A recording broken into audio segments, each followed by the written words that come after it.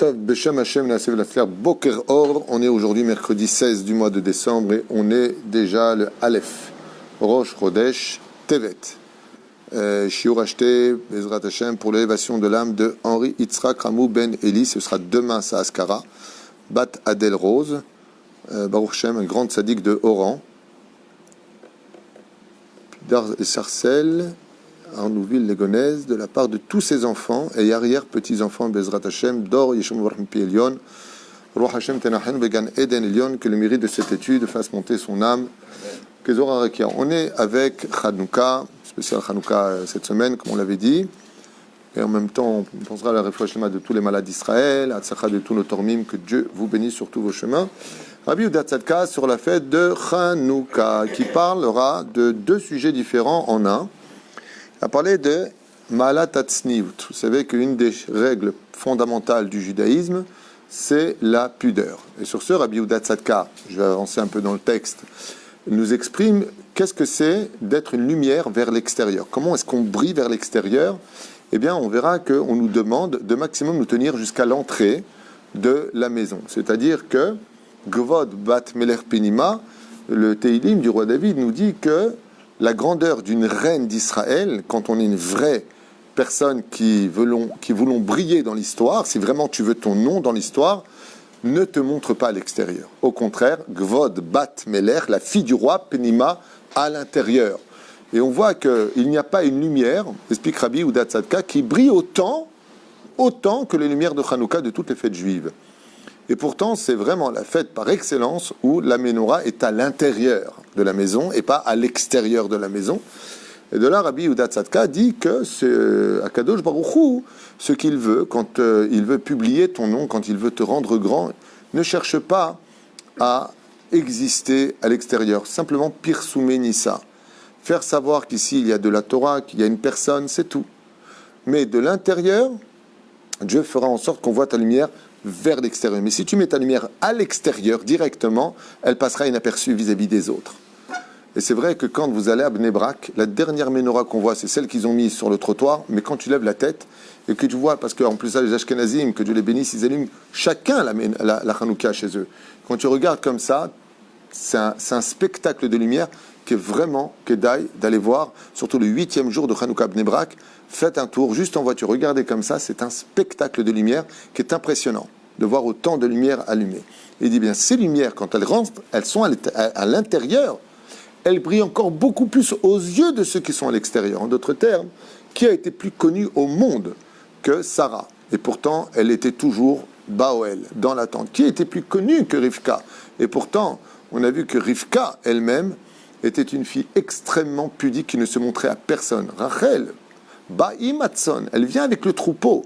Et qui ne connaît pas Rachel Imenu jusqu'à aujourd'hui? On va prier sur sa tombe et grâce à elle, le peuple d'Israël pourra vivre la Géoula finale chez Nehemar vers Rachel Mevakal Banea. Rachel qui pleure pour que ses enfants reviennent. Elle était où Rachel? Elle était pudique. Elle est où Léa? Qui c'est Noah? Elle était détestée Léa, il est marqué dans la Torah. Mais elle était extrêmement pudique. La seule fois où elle sort de la maison, ça paraît être hautain de ressortir de la maison. C'est pour te dire que c'est la seule fois où elle est sortie de la maison. Pour la Torah te dit, Batetse, elle est sortie. Parce qu'elle sortait jamais. Et pourtant, on connaît leur Neshama, on connaît leur nom, dit Rabbi Yehuda Tzadka, parce que les flammes de Hanouka sont les flammes de la pudeur.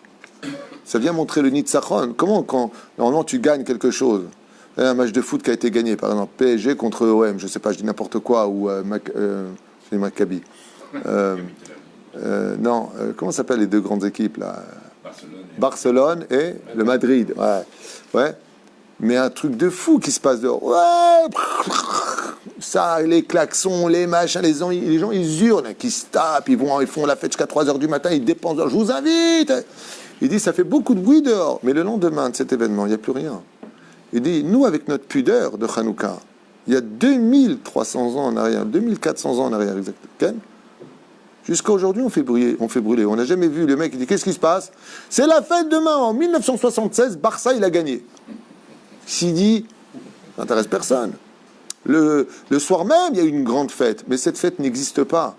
Il dit, c'est ça, toutes les femmes et tous les hommes qui manquent de pudeur dans ce monde, ils vont briller le temps de leur balagan dans leur vie. Mais s'ils connaissaient le secret de la Hanouka, Elle vit et elle vivra pour l'éternité dans le monde futur. Seul celui qui est pudique dans ce monde, pas celui qui est constamment, t'as vu, regarde, c'est moi, là, je suis en vacances, t'as vu, là, c'est moi parce que j'ai maigri, là, c'est moi, dernière photo. Et qui te regarde, tu sais même pas qui te regarde. Le monde entier te regarde, mais quand ils ont fait clic et qu'ils sont passés à autre chose, tu seras oublié comme l'obscurité. Ne laisse pas voir d'avenir. Par contre, les lumières de Hanouka, dit Rabbi Yehuda Tzadka, ces lumières que tu mets à l'intérieur, d'année en année, on les ravive toutes. Dans le monde entier, on allume les bougies de Hanouka. Même en Sibérie, et le premier soir, les Lubavitch, à moins 10 degrés en Sibérie, ils ont allumé une Hanouka qui pèse 2,5 tonnes en Kerach, 4 mètres de haut. En Sibérie, avec la communauté juive en Sibérie. Ce qui paraît, il y a des Tunisiens là-bas. Je ne sais pas comment ils ont fait. Ouais. Mais tu n'as pas entendu l'histoire. Le Tunisien qui est parti de Tunis en Sibérie, qu'est-ce qu'ils vendent là-bas, je t'en prie? Des congélateurs. Hein, compris. Et la reine, l'omdim, et taïnian, l'iprinatenu. On voit cette histoire où la fête de Hanouka est reliée, dit Rabbi Yehuda Tzadka, à un des 12 tribus. D'après vous, qui? Il y a une allusion entre le nom et la fête de Hanouka. On n'a pas le temps. Réhouven. Réhou, ben, voir. Un fils, comme elle a dit, Dieu a vu pour moi un fils. La mitzvah de Hanouka, c'est de voir la Hanouka. Il faut savoir que la fête de Hanouka est reliée à Réhouven. Alors, Rabbi Yehuda Tzadka, maintenant, va nous expliquer comment. À propos du verset dans Shir Hashirim qui dit Adudaim natnu reach ze Réhouven. Les mandragores de Réhouven, nachon, ont donné leurs odeurs. Pourquoi la fête, dit Rabbi Yehuda Tzadka, est reliée à ce personnage si pudique qu'était Réhouven? Ma'akesha entre Réhouven et le fait qu'il est parti chercher des mandragores pour que dans l'obscurité de la pudeur, Issachar soit né. Grâce à Réhouven, l'étude de la Torah est née par le biais de Yesh Sachar, c'est Issachar, qui est né ce 5e enfant de Léa, parce que Réhouven est parti chercher les mandragores. Vous vous rappelez de l'histoire. Madoua Torah Meshabachat et Réhouven. Et donc Rabbi Yehuda Tzadka, il dit, comment se fait-il que la Torah loue l'action de Réhouven? Et Kotev et Allah, Vaishma Réhouven, Vayetzilu miyadam. À un tel point que Réhouven est celui qui va sauver en réalité l'histoire du peuple d'Israël. Parce que dans le cas où vous l'avez oublié la semaine dernière, qu'est-ce que voulaient faire les frères de Yosef? Le tuer. Qui a interdit de le tuer? Réhouven. Qu'est-ce qu'a proposé Réhouven? De le mettre dans le trou. Et là, Rabbi Yehuda Tzadka, il dit, mais je ne comprends pas une chose. C'est débile. Les frères, ils ont dit, venez, on le tue. Et Réhouven, il dit, jetez-les dans le trou. Et il dit, aval ayou nechashim v'akravim. Il y avait des serpents et des scorpions. Tiens, je vais le tuer d'une balle dans la tête. Non, pendez-le. C'est la même chose. Si tu veux le sauver de la vie, tu veux lui sauver la vie, tu veux le sauver de la mort, alors ne dis pas jetez-le dans ce trou-là, jetez-le dans un trou à côté. C'est une grande question. Ils veulent le tuer, il dit non, c'est bon, pas par la corde, les mecs, tuez-le en le jetant de la falaise. Mais c'est méchané. Là, tu l'envoies aussi à la mort. Donc en quoi Réhouven l'emporterait-il la main haute dans sa grande décision? Omer Agam Shevada et Réhouven le Yada chez Sham Nechashim Vakravim. Il dit il serait préférable, Rabbi Yehuda Tzadka, de penser que Réhouven, il ne savait pas qu'il y avait quand même des serpents dangereux et des scorpions, parce que sinon ça faisait un peu comique. Yesh litmoa bechol zot ketzad haTorah meyached set peula ahatzala le Réhouven. Il dit mais un problème, c'est que la Torah lève la gloire de Réhouven, parce que si les frères avaient tué Yosef, il n'aurait pas eu de capara. Et le peuple d'Israël n'aurait pas pu exister. Donc Réhouven a sauvé l'histoire du peuple. Mais quand on voit où est-ce qu'il l'a jeté, on a envie de dire, mais qu'est-ce que tu fais, Réhouven? T'as pas vu? Celui qui devrait l'emporter la main haute, c'est Yehuda, qui lui est par contre la sortie du trou pour le vendre aux Ishmaélim et aux Midianim, et ainsi de suite. C'est lui qui devrait être digne de louange. Et pourtant, la Torah nous dit, va yered Yehuda. Yehuda, il est descendu de son statut de roi. Il va perdre ses 2 enfants. Il va faire une erreur d'aller, à ses yeux, selon lui, une prostituée. Il descend vers le bas. et Réhouven remonte vers le haut. Alors au niveau du pshat, on comprend pourquoi Réhouven, il veut absolument sauver Yosef, il a aussi ses intérêts personnels, même si tout ce qu'il fait les Shem Shemaim. C'est parce que comme il a fauté en déplaçant la couche de son père, qui était un manque de pudeur, il fallait qu'il répare cela. Quand il y a eu le rêve de Yosef, et qu'il dit, j'ai vu 11 étoiles se prosterner, Réhouven, il est comme un fou. Il dit, 11 étoiles, on n'est que 12. Si c'est toi qui te tiens devant, et nous on est 11, donc c'est que je suis dans ton rêve. Donc je suis aussi brillant que mes frères. Très bien, quand ils veulent étudier, oh, son rêve ne s'est pas réalisé, vous êtes fous, quoi. Donc pour laisser le rêve de Yosef se réaliser, il a tout intérêt à lui sauver la vie. Parce que ça veut dire que si il arrive à se prosterner avec ses 10 frères devant Yosef, c'est qu'il a été pardonné de la faute de déplacer la couche de son père et récupéra sa Bechora. Donc on voit ici plusieurs facettes de Réhouven. Qu'est-ce qu'il y a? J'ai entendu pourquoi le fait que lui, il a pris l'initiative de sauver Yosef, de sa descendance, il y aurait les villes de refuge aussi de lui et de... Nachon, il aura ville de refuge. Nachon, donc il a un salaire. Nachon meod. Alors il dit comme ça, le Rav Yehuda Tzadka, quelque chose de très beau et qui est complètement relié à la fête de Hanouka avec Adoudaïm Natnureach. Les mandragores de Réhouven ont porté leur saveur. Il dit comme ça, chez Sof, Oti Otomibor, chez le Nechashim Akravim, et Ishir Otochai. Lechol Apachot Aya Raou, il est Yachet et Atzala, les Shneem. Il dit au minimum, on aurait dû féliciter 2 personnes, Réhouven, pour l'avoir jeté dans le trou, et Yehuda, pour l'avoir sorti du trou. Et pourtant, on ne voit pas que Yehuda non seulement a été récompensé, mais va être même puni pour ça. Adraba, l'Odaï Bekar Shah Torah le Mecheset, Shum Davar le Poulata Atzala shel Yehuda, et là, les FR. Donc, ce que je viens de vous dire, non seulement Yehuda ne reçoit même pas une médaille pour avoir sauvé la vie de son frère Yosef, mais les FR, à Torah, Kotevet, va Yered Yehuda, ce que je vous expliquais, la Torah insiste en disant, Yehuda, il est tombé, c'est où t'es tombé. C'est compliqué. Shoridou, Migaluto, Alze, Kedeita, Rachid. C'est-à-dire le marque qui est Réhouven, Aïta, Betorachat, Mprinat, Rouchanit, qui sauf Kolsov, En Chachash et Sakana, Rouchanit, Babor. Alors, dans ce cas-là, Rabbi Yehuda Tzadka pose une question énorme, et il dit, comment se fait-il que Réhouven, on lui donne, pour lui tout seul, c'est vrai qu'il a perdu la Bechora, la Keuna, la Malchut, il a tout perdu. Il a perdu le droit d'aînesse, il a perdu la royauté, il a perdu la prêtrise, il a tout perdu. Rabbi Yehuda Tzadka, il te dit pas du tout. Il a enlevé 3 couronnes pour en mettre 8 sur la tête. Parce que la fête de Hanouka est reliée à lui. Il dit comment? Je vais te dire quelque chose de nifla. Écoutez bien. Pourquoi Yehuda, qui a sauvé son frère du trou, on lui fait du ciel, ouh! Et pourquoi Réhouven, qui a descendu son frère dans le trou, on lui dit bravo? Repartons depuis le début. Au début, Yehuda et ses frères, qu'est-ce qu'ils ont décidé de faire? De tuer Yosef. Mettre un terme à sa vie. Qu'est-ce que fait Réhouven? Il dit, pourquoi on va avoir nos mains pleines de sang? Vous êtes fous. Si on fait une chose pareille, c'est pas, quand une personne elle est morte, c'est où tu ne peux pas ramener Nigmar. C'est sans retour, il n'y a pas de tchouva possible. Contrairement à ce qui s'est passé dans la paracha de Vaïgash la semaine prochaine, où faire tchouva devant Yosef. Parce qu'ils ne l'ont pas tué. Il dit, je t'expliquais. Bien sûr que Réhouven, quand il a dit jetez des deux dans le trou, il savait de quel trou il parlait. Il savait de quel trou il parlait. Il a dit à ses frères, pour les convaincre, vous voulez le tuer? Vous ne vous salissez pas les mains. Il y a des serpents, il y a des scorpions, jetez-les là-bas. Vous ne le tuerez pas. Mais que eux le tuent. Et alors c'est bien ça? Et là il explique, je vous expliquais en quoi c'est bien. Si les serpents et les scorpions d'eux-mêmes, la nature le tue, de quoi je serai accusé? D'avoir pris le corps de mon frère, mais son âme sera partie comme un martyr, comme une capara pour le peuple d'Israël, et Shochelek le Lamaba. Il sera mort de Kiddush Hashem. Par contre, Yehuda, quand toi tu l'as sorti du trou pour le vendre, tu as vendu ton âme à qui? À des gens débauchés. L'acte de Yehuda aurait pu faire perdre le Olam Haba de Yosef.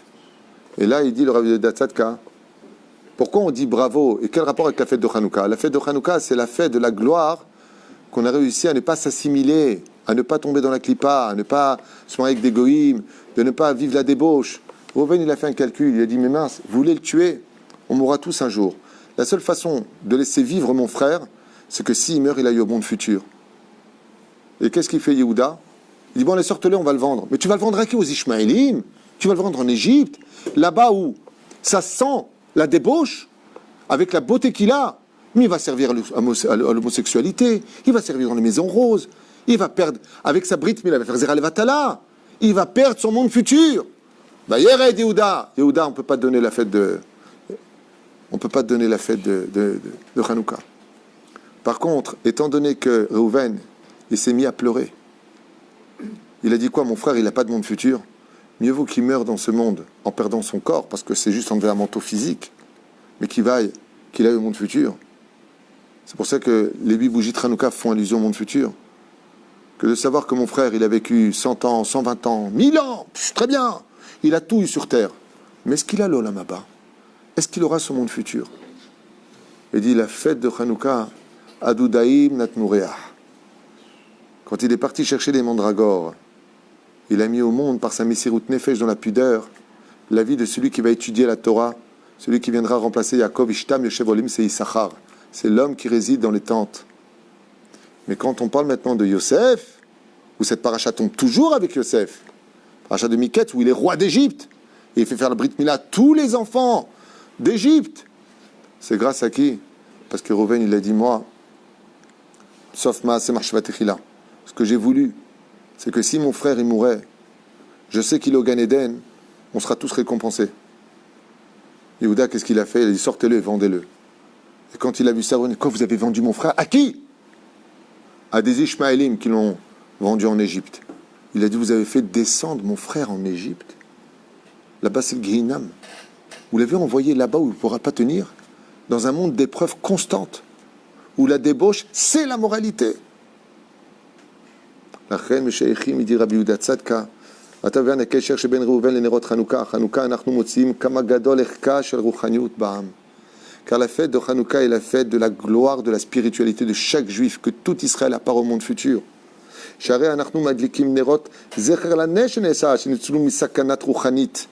nous venons réaviver les flammes de remerciement à Dieu de nous avoir sauvés d'un danger spirituel.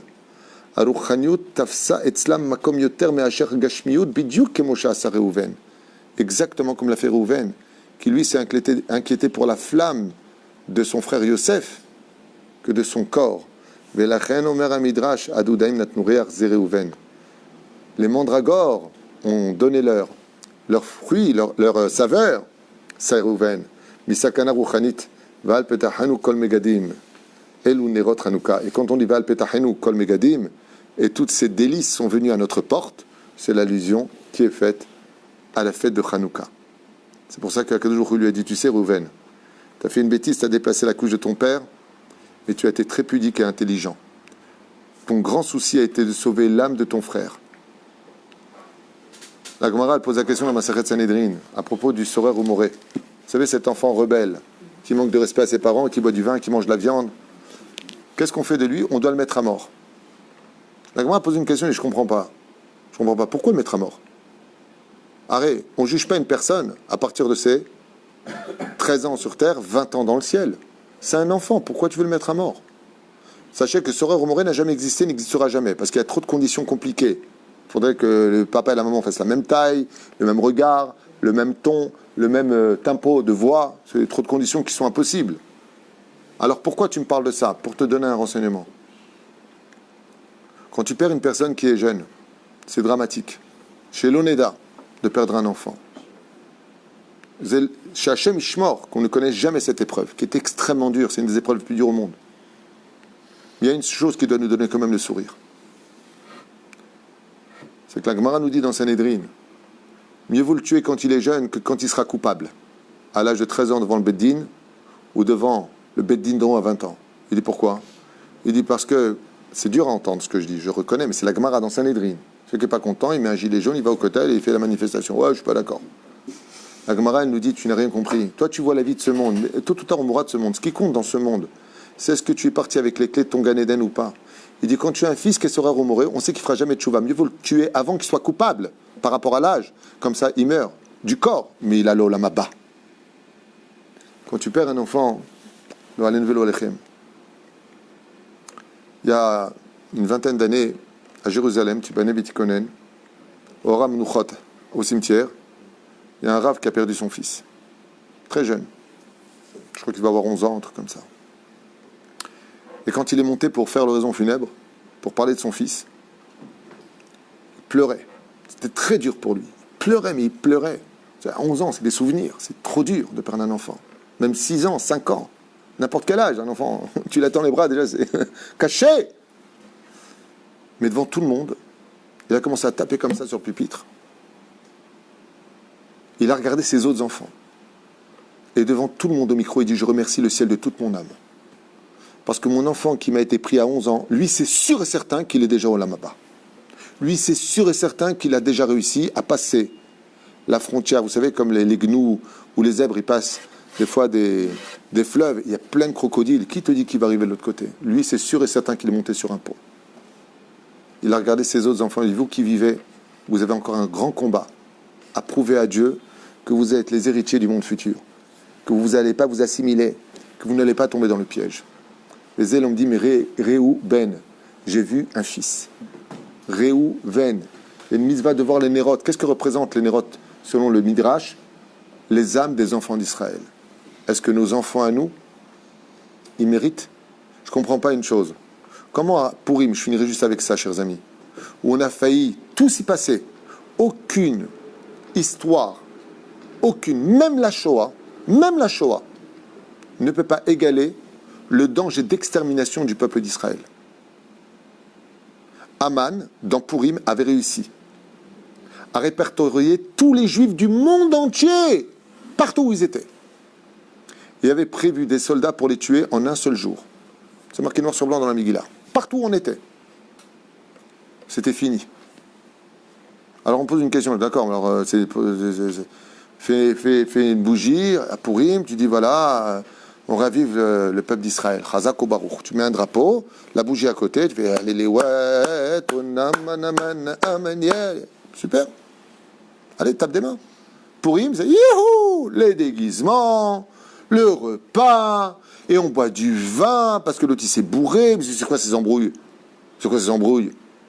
C'est Sod, Vartora, tout ce que tu veux, mais il n'y a même pas d'interdit à Purim. Tout c'est cool, c'est génial. Vous savez pourquoi? Parce qu'on répond à Aman, on dit, au fait, je veux dire une chose, même si tu avais réussi à nous tuer au niveau du corps, on serait tous allés au Gan Eden. Dans les deux sens, c'était une victoire pour lui. Parce que toi, Aman, ce que tu as voulu, c'est simplement tuer les corps juifs. Mais on ne meurt pas chez nous, il y a Triatamétim. Notre âme, elle serait tout simplement sans matière. On serait tous montés au Gan Eden parce qu'on est juifs, on serait morts de Kiddush Hashem, comme les 6 millions de juifs qui sont morts à la Shoah, que Dieu repose leur âme. Et nous venge de cette terrible histoire qu'on a vécue. Shemikom Damam, c'est ce qu'on dit en hébreu. Il dit, mais la fête de Purim, qu'est-ce que tu crois, Aman? Bonomar Chazbe Shalom que tu aurais réussi. Allez, t'as tué quoi? Des molécules coagulées du corps, c'est tout ce que t'as tué. Avalam Israël Chavekayam. C'est pour ça que cette fête, elle est tellement... Mais par contre, là, il n'y a même pas de Soudat Mitzvah. Dès que vient l'obscurité, on allume, on fait le Hallel. Makara, prenez conscience que la fête de Hanouka est beaucoup plus grave que la fête de Purim. Parce que ce sont nos âmes qui ont failli mourir. Et ça, par contre, ça méritait une grande fête, remplie de Soufgania, Hashemen Otiot Neshama, et de manger les Shem Shamaim en l'honneur d'Hachem. Baruch Adonai l'Olam, Amen, Amen.